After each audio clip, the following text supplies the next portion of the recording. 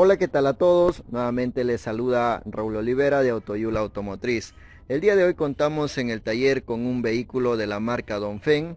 Este es un modelo C37 minivan. Por lo tanto, les voy a compartir este sonido que se está presentando en el motor y cómo diagnosticarlo. Entonces, para poder explicarles este fallo, voy a dar arranque el motor para que puedan escuchar el sonido.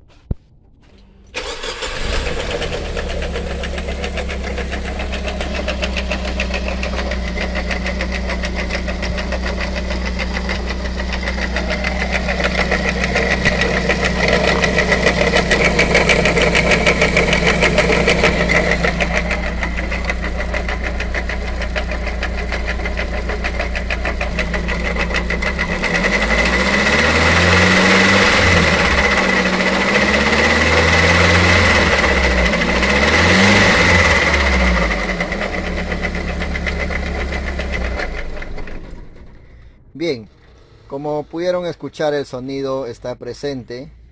Uno que ya tiene experiencia ya puede escucharlo el sonido y descartar de repente que no es del motor, es de alternador, es de motor de aire acondicionado, etc. Entonces lo correcto ahora es retirar esa banda de transmisión que mueve el alternador y los demás componentes y dar arranque al motor. Bien, estimados amigos, ya logré retirar esta correa o banda de transmisión del alternador. Por lo tanto, voy a dar arranque al motor y voy a escuchar si el sonido permanece o desapareció.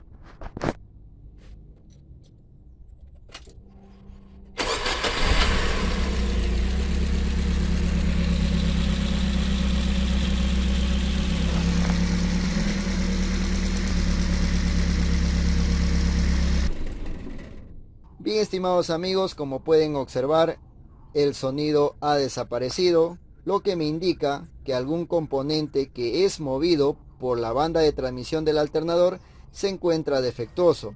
Si ustedes se fijan detalladamente en el video, al momento que yo he acelerado el motor, por esta parte de acá había salpicaduras de agua, y si yo vengo a observar qué hay debajo, acá tenemos nuestro guiador de la banda de transmisión y aquí está la polea de nuestra bomba de agua. Voy a girar esta polea.